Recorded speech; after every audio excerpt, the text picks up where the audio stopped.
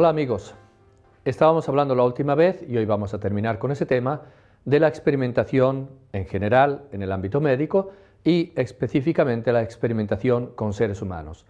Decíamos cómo la experimentación es necesaria, especialmente en el ámbito médico, si queremos que la medicina pueda seguir progresando y que por lo tanto cada vez tengamos fármacos, métodos, aparatos, protocolos de aplicación terapéutica cada vez más eficaces, con menos daños y más beneficios.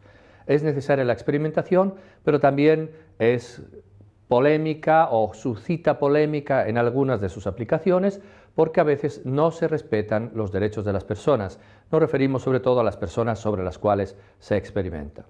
De ahí que sea un tema delicado, un tema en el que hay que analizar las cosas desde el punto de vista técnico, desde el punto de vista ético y también desde el punto de vista legal. No nos vamos a meter por ahí nosotros, pero hoy día hay muchas leyes, protocolos, reglas, normas que van normando el proceso de experimentación, sobre todo con fármacos. Es interesante ver que, por ejemplo, hoy día en muchísimos países es prescriptivo por ley que en toda clínica o hospital donde se realiza experimentación con los enfermos, y esto se hace casi siempre en todos los lugares, haya un comité de ética o un comité de bioética que analice los protocolos de experimentación farmacológica para que se respeten a las personas implicadas en el experimento. La última vez, y vamos a tomar desde ahí, veíamos que hay algunos valores éticos en juego en todo este tema de la experimentación. Los voy a recordar los dos primeros y vamos a añadir un tercero. Ante todo, la intangibilidad de la persona y por lo tanto toda experimentación debe respetar a la persona. Y hay una norma clásica de hace 2500 años muy básica y muy fundamental y muy importante que se debe respetar hoy también, que es primum non nocere. Lo primero al experimentar es por lo menos no hacer daño, es decir, si puedo ayudar a esta persona para que sane, para que cure, para salvar su vida, pero por lo menos evitar hacerle un daño desproporcionado. Por lo tanto, intangibilidad de la vida de la persona, de su salud. El principio segundo es el principio de totalidad, que establece que sí es lícito sacrificar una parte por el todo, que por lo tanto es también lícita la experimentación así llamada terapéutica, aunque comporte un riesgo. A lo mejor hay un efecto colateral que no estaba previsto, indeseado, hay que tratar de evitarlo. No siempre se puede prever todo riesgo y evitar todo riesgo, pero si el beneficio es claramente superior en relación al riesgo, entonces es una experimentación éticamente correcta. Y decíamos en ese momento también que, sin embargo, no es correcta la aplicación según la cual también se puede experimentar con un ser humano, aunque se le haga un grave daño, con tal de que sea para el bien de los demás. Porque en esa consideración se está tratando a una persona como si fuera una parte de un todo, nada más una parte de todo. Nosotros somos parte de una comunidad, de una familia, de una sociedad, de una nación, pero no somos solo parte, porque cada persona no es parte simplemente, sino es un todo, tiene un fin en sí misma, como decía Kant, por lo tanto debe ser tratada siempre, trata a toda persona, dice él, como fin en sí mismo y no solo como mero medio. Por lo tanto, usar para la experimentación a un ser humano solo para el bien de otros, quizás poniendo en serio riesgo su salud, su vida, es ilícito, es inmoral y debe ser también prohibido por la misma ley. Y un tercer principio es el de solidaridad. Este lo añadimos respecto a lo que dijimos la otra vez, es decir, considerar que la persona se realiza, como decíamos a propósito de los trasplantes de órganos, también al darse a los demás. Yo no soy solo un ser vivo que tiene que mantenerse a sí mismo, soy mucho más, soy trascendente y por ello mismo me realizo también como persona cuando soy capaz de darme a los demás, dar mi tiempo, dar parte de mi cuerpo, dar incluso a veces la misma vida por un bien importante. Por ello mismo es también lícito la experimentación con voluntarios. Hablábamos el otro día de la experimentación así llamada terapéutica y la no terapéutica. La primera, la terapéutica, es la experimentación que se hace con el fin de experimentar, sí, pero curando, tratando de curar a esta persona quizás con un fármaco nuevo, etc. Por lo tanto, experimental, pero terapéutica. La no terapéutica es cuando se trata de experimentar cómo funciona un fármaco, etc., a lo mejor con una persona sana, o con una persona que aunque esté enferma no se le aplica el experimento como terapia, sino nada más para entender mejor cómo funciona ese fármaco, por ejemplo. Este tipo de experimentación es lícitamente, se puede aplicar lícitamente en función de este principio de solidaridad. Es decir, yo, por ejemplo, podría, aunque esté sano, no tenga una determinada enfermedad, prestarme por solidaridad a que se haga un experimento sobre mí para poder mejorar un fármaco, para poder salvar quizás la vida de personas que de otro modo morirían, con tal de que yo sepa de qué se trata, de mi consentimiento informado y de que no haya riesgos desproporcionados. Si lo que va a pasar en todo caso es un riesgo de que no sé, me salgan unos granos en la piel, etcétera, y eso luego se puede remediar, yo puedo decir, bueno, voy a arriesgar un poquito para el bien de otros, en función precisamente de ese principio de solidaridad. Si en cambio se me va a usar sin mi consentimiento con un experimento que es demasiado arriesgado, entonces se está abusando de mi cuerpo, de mi dignidad, se está pisoteando mi dignidad. Por lo tanto, esos principios nos orientan en la reflexión ética sobre la experimentación sobre seres humanos en general. Hay que dar otro paso ahora y es ver cuál es la metodología que se realiza, que se utiliza en las fases de experimentación. Es importante, sobre todo, una cosa, que se respeten las fases de experimentación, que no se salten los diversos pasos para ganar tiempo, para ir más rápido, para llegar antes que la otra casa farmacéutica, que es la competencia y está sacando un producto parecido y yo quiero llegar antes al mercado. Hay que tener en cuenta que esta es una tentación muy real, por varias razones. Una razón es que cuesta muchísimo experimentar. Se calcula que una casa farmacéutica normal, para poner en el mercado una nueva molécula, un nuevo fármaco, requiere de experimentación, bueno, desde que empiezan a hacer la hipótesis de la molécula hasta que luego la pueden ya vender al mercado, requiere una media de unos 10 años, 10, 12 años. Significa también una cantidad enorme, millones y millones de dólares, para ver si esa molécula funciona. Muchas veces no funciona, o funciona pero es menos eficaz que otra, que a lo mejor la otra casa farmacéutica ha sacado, y por lo tanto esa inversión de tiempo, de energías y de mucho dinero la pierdo totalmente. Entonces hay la tentación de ir rápido, de saltarse las normas, de saltarse las fases de experimentación, y por eso es muy importante desde el punto de vista ético tener en cuenta precisamente la metodología correcta de la experimentación. Entonces hay ante todo la experimentación clínica de los fármacos. Nos referimos ahora concretamente a la experimentación farmacológica. En principio esa experimentación es lícita y es conveniente. Como hemos dicho, hace falta en algún momento experimentar. El Estado de la nación debe favorecer la experimentación, pero también debe regularla. Debe favorecerla con incentivos económicos a las casas farmacéuticas, etcétera, porque hemos visto, es importante que se pueda seguir experimentando, mejorando todas las aplicaciones en el ámbito médico. Pero también debe regular, porque como decíamos, se presta también este campo a muchos abusos, a falta de consideración de la dignidad de las personas, etcétera. Y acabamos de decir, es muy importante al regular y al regularnos quien hiciera experimentación en la fase de experimentación o en el proceso de experimentación, que se respeten las famosas fases. Hay sobre todo 3 momentos que vamos a ver ahora y luego dentro de un momento 3 fases que se llama fase 1, fase 2 y fase 3. Ante todo, normalmente hay que experimentar primero en laboratorio, es decir, primero hay que ver en una probeta con unos líquidos, unas sustancias, etcétera, cuál es el efecto que esta nueva molécula que estamos tratando de experimentar, como hipótesis, a ver si se convierte en una medicina útil, experimentar a ver cómo reacciona, qué efectos tiene sobre células, sobre un líquido, sobre algún líquido biológico, etcétera. Primero eso. Y si de repente explota eso, pues atento, no lo vamos a poner en el cuerpo de una persona que la vamos a hacer explotar, por decir. Entonces, primero, experimentar en laboratorio.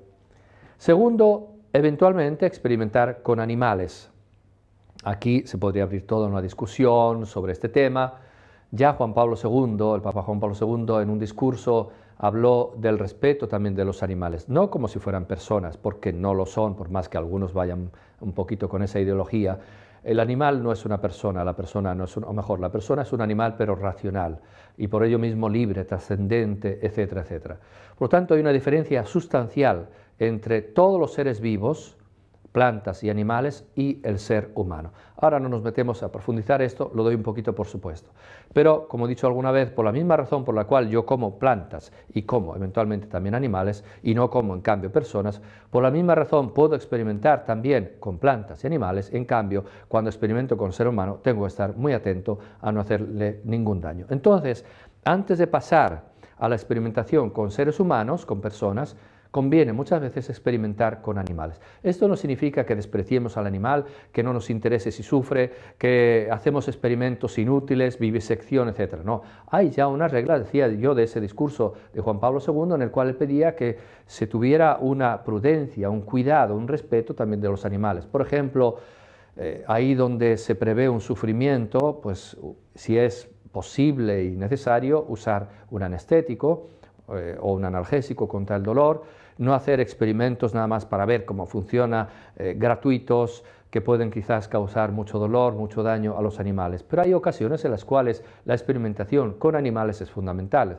y muchas veces hay que pasar primero a animales inferiores y luego pasar a animales superiores, así llamados superiores, por ejemplo al mono o al perro, ya más cercanos a la especie humana para poder dar luego el salto, que de todas formas sigue siendo un salto experimental al aplicarlo la primera vez a las personas, pero pasar por una fase previa que nos garantice por lo menos, aunque no es del todo seguro, que las cosas van a funcionar y a reaccionar más o menos como sucedió con los animales, sobre todo los animales superiores. Y entonces al final ya, después de experimento en laboratorio, experimento con animales, se pasa a experimentar con el hombre, con seres humanos. Y aquí tenemos diversas fases. En la primera fase se da lo que se llama la experimentación farmacodinámica, es decir, se trata de ver cuál es la dinámica, cuáles son los efectos que tiene este fármaco. Lo primero que se hace al pasar al hombre es ver si de repente, nada más suministrarlo o poco después, hay algún efecto, algún defecto, algún problema generado por el fármaco. Entonces, primero ver cuál es el dinamismo del fármaco, qué provoca el fármaco, sobre todo atentos a los efectos secundarios negativos no deseados. Luego hay una fase que es, o un momento que es de experimentación terapéutica, o sea, primero ver si hace daño o no hace daño, qué es lo que pasa. Segundo, ver si realmente sirve como terapia, porque si no, aunque no haga daño, es inútil que lo apliquemos. Entonces hay que ver si realmente esa enfermedad, esa patología que estamos tratando de resolver, de curar con este nuevo fármaco, realmente o disminuye, o desaparece, o es controlado, o es encauzado.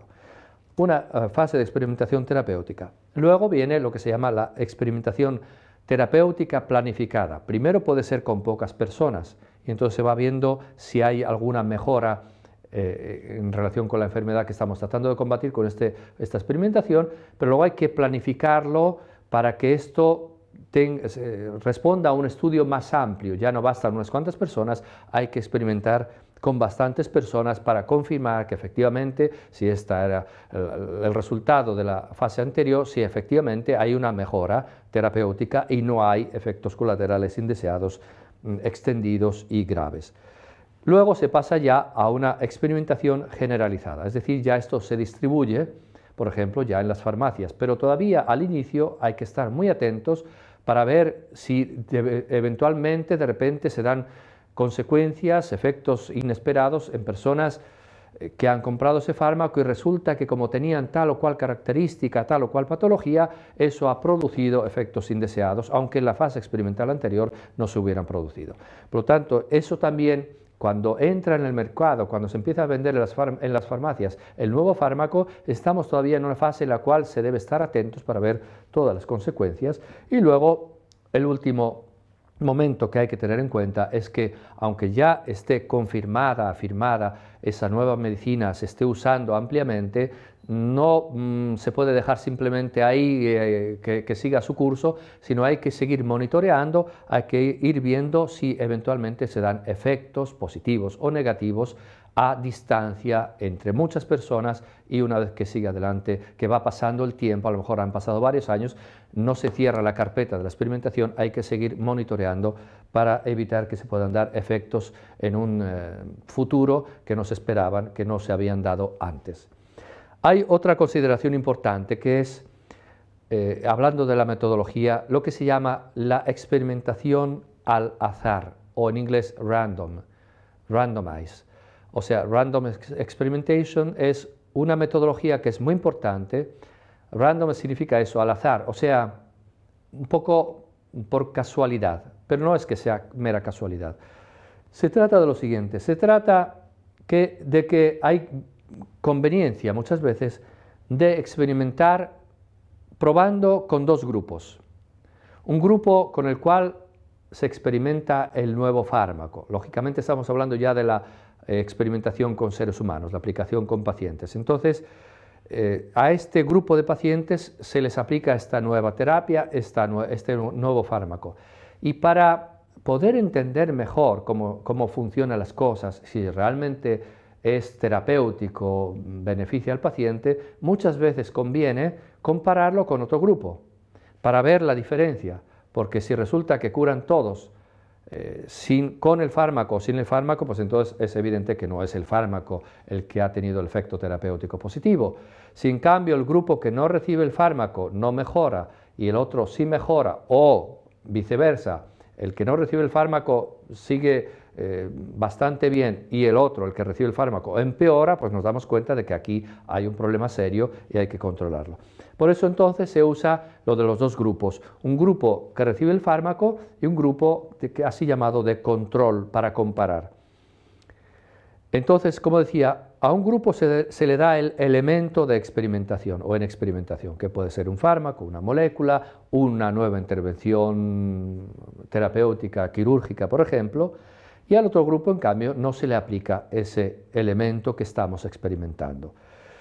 Ahora bien, a este segundo grupo se le pueden aplicar dos cosas. O un fármaco, supongamos que hay un fármaco A que se usa desde hace un tiempo y da ciertos resultados.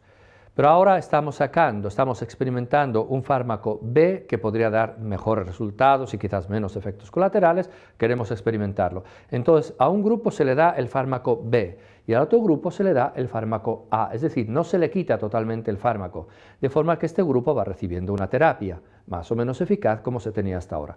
Y se va comparando la reacción ante la patología, ante la enfermedad, de A y B, y entonces se ve si B es mejor, más eficaz, cura más rápido, tiene menos efectos colaterales que A, y en ese caso pues ya se encauza por ahí el proceso que sigue la experimentación hasta introducirlo en el mercado, eventualmente dejando a un lado la medicina A.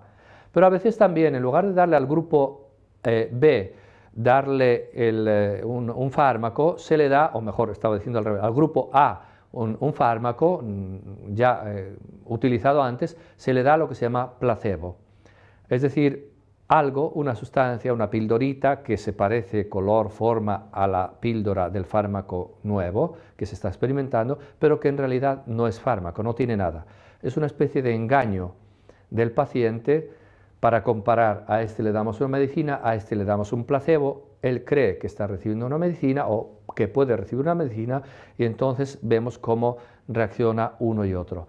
Claro, esto presenta problemas éticos de diverso tipo. Por ejemplo, se practica lo que se llama el doble ciego. El doble ciego es una metodología de experimentación en el cual, por así decir, está ciego no solo el paciente sujetado a la experimentación, sujeto de experimentación, que no sabe si está recibiendo la medicina o el placebo, porque si lo sabe, el que recibe el placebo reacciona, a lo mejor su cuerpo reacciona de un modo porque tiene la impresión, al saber de que no está siendo curado. Entonces se falsifica la prueba. Entonces, ninguno de los pacientes, de los sometidos a experimentación, debe saber si está recibiendo la medicina o un placebo o la medicina normal. Pero se habla de doble ciego porque muchas veces se ve que es conveniente que tampoco los operadores sanitarios que aplican la experimentación sepan quién recibe placebo y quién recibe el fármaco. Es decir, si el enfermero, la enfermera o el médico saben que a este paciente le estoy dando medicina y a este le estoy dando placebo, ellos mismos a lo mejor el modo de tratar, el modo de expresarse, hacen entender que a uno le da medicina y al otro placebo, y entonces eso puede condicionar, falsificar la prueba, y con lo cual se echa todo a perder, no es una verdadera experimentación al azar. Ahora, y por lo tanto, ¿cómo se hace en esos casos? Hay una persona o varias personas que saben qué frasquitos son medicina y qué frasquitos son placebo, y están numerados y se los dan a los médicos, a los enfermeros, y ni los médicos o enfermeros que aplican la experimentación ni los enfermos, los pacientes, saben cuál es cuál. Claro, decía, esto presenta algunos problemas, por lo tanto hace falta algunos criterios éticos. Por ejemplo, hay que pedir el consentimiento informado general. Aquí no se puede pedir el consentimiento, decir, usted quiere recibir un placebo, mientras que el que está en la cama de al lado a lo mejor recibe un fármaco nuevo y él se va a curar y usted no, o al revés, él a lo mejor se va a poner más enfermo porque hay efectos indeseados y usted en cambio va a quedarse por lo menos no peor de como está ahora. Si se le pide el consentimiento de este modo, pues entonces simplemente no funciona la experimentación con el doble ciego. Pero sí hay que pedir un consentimiento generalizado, o sea, usted quiere entrar en un proceso de experimentación libremente, quiere entrar en un proceso de experimentación en el cual no le vamos a decir si le damos la medicina o el placebo y esto va a servir para todos, porque además luego si encontramos que esa medicina funciona y usted no se nos ha muerto mientras tanto, le podemos quizás curar con esa medicina. Entonces esta persona tiene que saber que está en un proceso de experimentación, tiene que quererlo libremente y saber que le puede tocar una cosa u otra. Es complicado porque a veces los pacientes luego se ponen nerviosos y dicen, yo creo que me está dando el placebo, no me está dando la medicina, o al revés, me está dando la medicina y esto me puede crear problemas, etc. Pero sí se debe pedir un consentimiento general de participar de este modo en este tipo de experimentación. Y desde luego, es muy importante, es un principio fundamental, que a ninguno de los dos grupos A y B, el que recibe la medicina o recibe el placebo o la medicina tradicional, se le cause un daño serio. Es decir, esto es una condición previa, lo que decíamos antes, el primum non nocere, por lo menos evitar un daño serio. Por ejemplo, si tenemos un grupo que sufre de una patología grave, que puede morir si no se le da una medicina, se le está dando esa medicina, y se decide para experimentar con la nueva quitarle la medicina y no darle nada, esto puede ser gravemente injusto porque estamos acelerando quizás la muerte de estas personas y no hay ningún derecho a hacer algo de ese tipo, matar quitando una medicina a unas personas. Por lo tanto, tiene que ser una experimentación, aunque sea doble ciego, en la cual, además del consentimiento, se sepa que a ninguno de los dos grupos se le va a dañar por no darle la medicina o por darle la medicina en experimentación. Y luego hay que tener en cuenta, finalmente, que hay diversas situaciones en las cuales hay que estar especialmente atentos. Por ejemplo, cuando se experimenta sobre enfermos, con personas, lo que se llama la experimentación terapéutica, hay que tener garantizada, en la medida de lo posible, la inocuidad del fármaco o de la intervención terapéutica quirúrgica, por ejemplo, que se va a experimentar, que no haga daño. O bien, cuando es más arriesgada, que sea la única posibilidad. Hay situaciones en las cuales o intentamos con este procedimiento que es arriesgado, experimental, nuevo, o la persona se nos muere. Entonces, en ese caso se justifica más que se intervenga aunque haya un riesgo alto, porque la alternativa es la muerte. Hablábamos antes del consentimiento, no voy a repetir, pero cuando hablamos de experimentación terapéutica, o sea, experimental pero para curar, bastaría incluso con un consentimiento implícito. Yo soy un paciente, yo me pongo en sus manos, doctor, trate de curarme y si lo que va a usar es experimental, adelante, sobre todo si no hay una alternativa diversa. Pero cuando no se trata de una experimentación terapéutica, sino de la no terapéutica, no para curar al paciente, se considera normalmente que el consentimiento no puede ser implícito, o sea, cúreme doctor, sino explícito. Yo doy mi autorización para que usted haga una experimentación que no va a ser para curarme. Cuando se trata de experimentar sobre sanos, que como decíamos es una forma de solidaridad, hay que garantizar que efectivamente se haga por solidaridad y que no se les presione, que por lo tanto no se utilice para la experimentación a niños que no pueden dar su consentimiento porque no entienden de qué pasa, a enfermos mentales que igual no se dan cuenta de lo que están haciendo con ellos, a personas que están encarceladas o a personas que están sentenciadas a muerte, decir, bueno, te doy la oportunidad de que te mato de una forma un poquito menos dolorosa si me permites que experimente contigo. Todo esto son violencias de la dignidad de la persona humana. La persona humana, como hemos dicho, se exalta, se realiza, se ennoblece, se eleva como persona cuando generosamente, solidariamente da su consentimiento, por ejemplo, para trasplante o para la experimentación. Pero la persona humana se denigra cuando abusa de su propio cuerpo, y la persona humana se denigra y denigra a la otra cuando abusa del cuerpo, de la vida, de la salud de otras personas. Nunca se justifica, como hemos dicho, utilizar abusivamente a una persona para el bien de otras, aunque sea para el bien de otras, que es precisamente la tentación en la que cayeron los nazis cuando se permitieron experimentar con muchas personas para hacer avanzar la ciencia médica, es decir, para el bien de otras personas. Cada persona vale en sí misma, cada persona debe ser respetada, debe ser protegida, más aún, debe ser amada. Y nosotros sabemos, debe ser amada además como hijo de Dios. Gracias.